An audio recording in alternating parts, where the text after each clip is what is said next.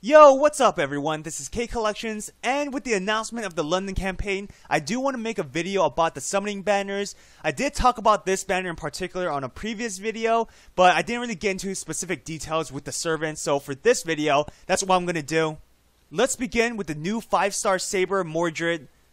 I'm sure many players will compare Mordred to her father Artoria. If you're wondering why Artoria is Mordred's father, just research it when you have the time. It's an interesting story. It's kind of complicated, but I'm not going to talk about that in this video.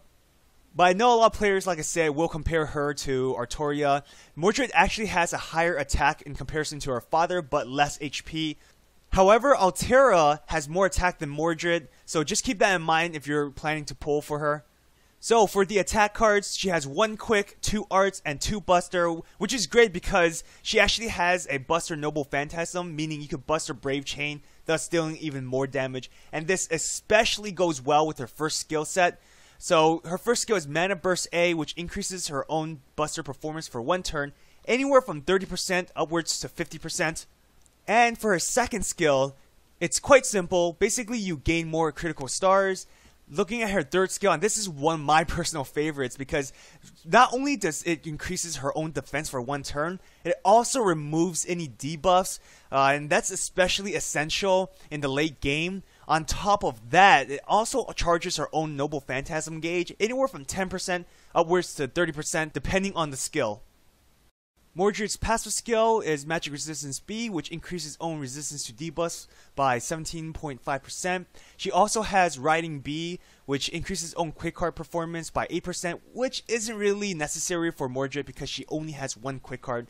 Nonetheless, it's better than nothing. Now, for her Noble Phantasm, as I mentioned already, it is a buster card, and it deals damage to all enemies, and this is especially good against Artoria/Arthur enemies because it will deal even more damage. It also charges her NP gauge anywhere from 10% upwards to 30%, which is again very great.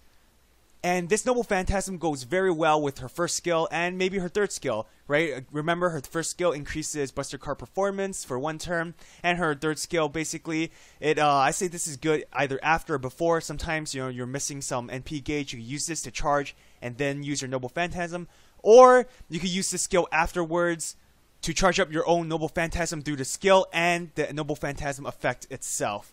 Overall, Mordred is very awesome.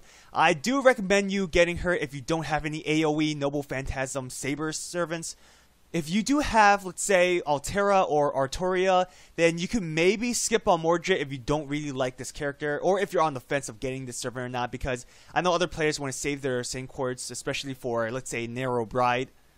Ultimately, it is your decision. For myself, I never like to compare servants saying one is truly better than the other. Each servant is unique in their own way, so I don't ever like to say, hey, if you have Altera already, forget about Mordred. Mordred's useless. No, that's not what I'm saying. Each servant has their own uniqueness, and they match our current playstyle.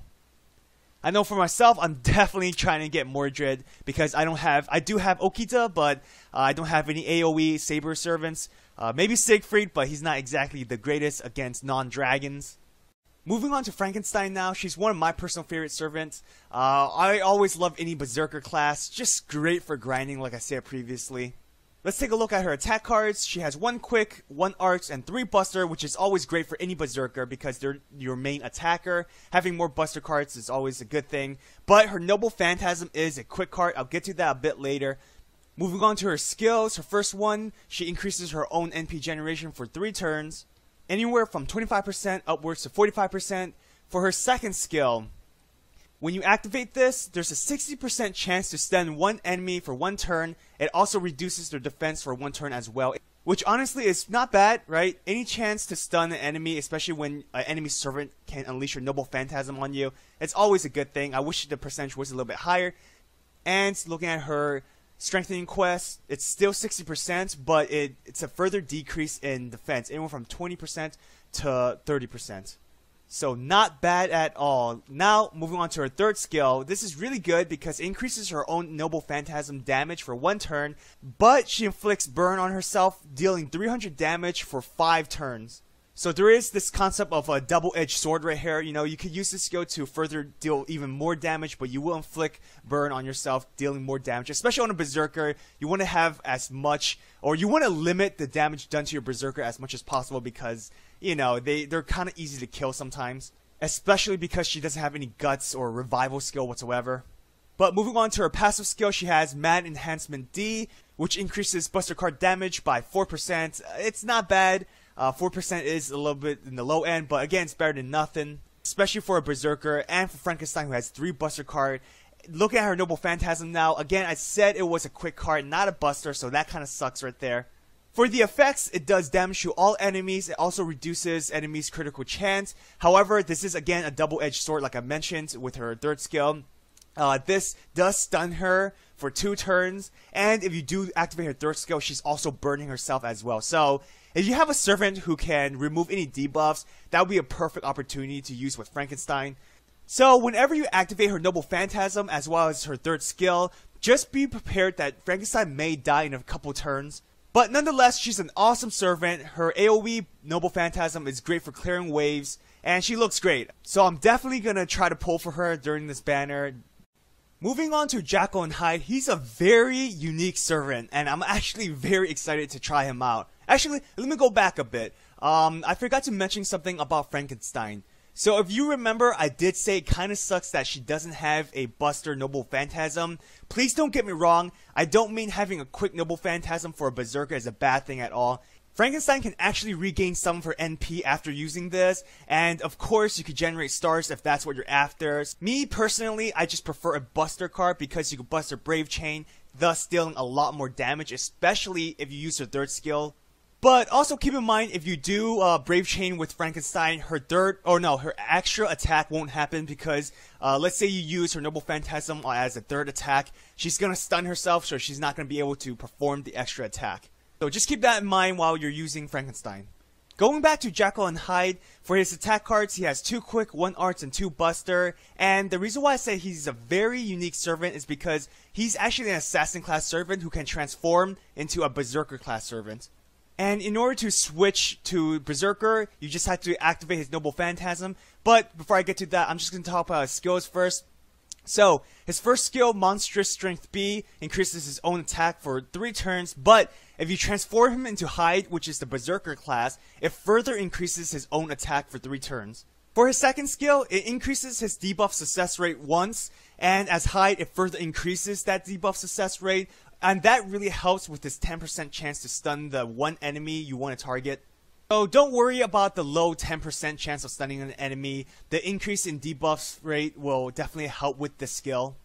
Now moving on to the 3rd skill, Self-Modification D, which increases own critical damage for 3 turns. And of course, as always, if he's Hyde, which is the Berserker, he will increase the critical damage even further. Moving down to his passives, the first one is Presence Concealment A, which for his Assassin class increases units' critical star generation by 10%, which is really good.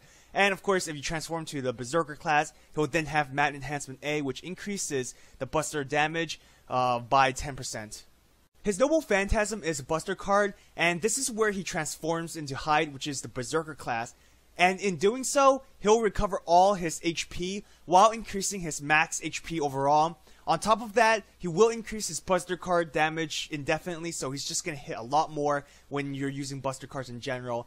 Do keep in mind, though, that you can't activate his Noble Phantasm. Well, I don't want to say you can't, but it'll have no effect if you activate his Noble Phantasm while he's in the Berserker state. So it kind of sucks there because I do wish you could transform back into Jekyll or his Assassin class, but once he's in the Berserker class, you can't transform him back. So just be prepared before using this skill. I would suggest using the Noble Phantasm when Jekyll is near death, and then you can just transform him into the Berserker class, and then you can just start killing enemies with the strong Buster chain. Like I said, he's a very unique servant, so I'm really happy that he's going to be released relatively soon, and I would love to try this servant out. Moving on to Paracelsus. I think I mispronounced his name, but we'll see. So this will be one of the new 3-star casters that you'll get in this banner, and for his attack cards, you'll have 1 Quick, 3 Arts, and 1 Buster. Looking at his skills, High speed incantation A, which charges own NP gauge anywhere from 55% upwards to 80%, which is really good. Anything that charges your NP gauge is always a plus in my book. Now for his second skill, this increases party's arts card performance for 3 turns, anywhere from 10% to 20%, and this really helps support a lot of art users. Joan of Arc, Vlad, Tamamo, Waver, and many other servants who really uses a lot of art cards. And this is for 3 turns, which is very beneficial because it's not just 1 turn like some skills. This is for 3 whole turns. So very excellent skill right there. And for his third skill, it grants 1 ally gut status for 3 turns. And realize it says grants 1 ally, not to himself. You could apply this to himself, but you could also choose a different servant, like maybe a berserker or maybe a servant that you want to keep alive when they're near death. So this is a really excellent skill. And to be honest, I never really looked into the servant too much. Looking at him now, he's an excellent servant, really, right? He has great skill sets, right? Charging his own NP gauge, helping arts parties, and having guts for 1 ally. All skills are it's very beneficial and it's very helpful. Looking at his passive skills, the first one is Territory Creation A, which increases damage of units arts cards by 10%. This is an excellent passive skill because he has 4 art cards in total, including his Noble Phantasm, which I will talk about. For his second passive skill, it's Item Construction EX, and this increases debuff success rate by 12%, which also goes hand in hand with his Noble Phantasm, which actually has a debuff. So for his Noble Phantasm, it is an arts card like I mentioned already. This deals damage to all enemies on the field, and this decreases their attack for 3 turns. Again, like I said, this goes very well with his passive skill and one of his skills that I mentioned already. His second skill, which increases art card performance. That means his Noble Phantasm is going to do even more damage on top of his passive skill, which increases damage by 10% as well. And of course, the second passive skill increases debuff success rates for the decrease in the attack for 3 turns. So all his skill has a lot of synergy. His active, his passive, and his Noble Phantasm. Even his attack cards. Like I said, now this servant, I never really did too much research. But looking at him right now, he has, like I already mentioned, a lot of synergy with his skills. And he's a very excellent servant, in my opinion. For the final servant in this banner, Charles Babbage, and this is another 3-star caster. For his attack cards, it's 1 quick, 2 arts, and 2 buster. Looking at his skills right now, the first one increases own NP generation rate for 3 turns. It also increases his own critical star absorption for 1 turn. For his second skill, it increases his own attack for 1 turn and grants self-invisibility for 1 turn as well. So this second skill is really excellent if you want to basically dodge an incoming Noble Phantasm attack or when he's near death. And for his third skill, of course, it increases his own NP damage for 1 turn, but it does inflict self-burn that does 300 damage every turn for 5 turns. And for the passive skill, it increases debuff success rate by 10%. For his Noble Phantasm, it's a buster card, so he can buster Brave Chain because he has 2 buster cards already. And this is excellent. And for that, it deals damage to all enemies, and it decreases their defense for 3 turns. So this Noble Phantasm goes very well with his third skill.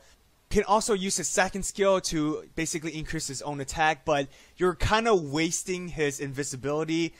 So just, be careful whenever you're using these skills. So that's Charles Babbage.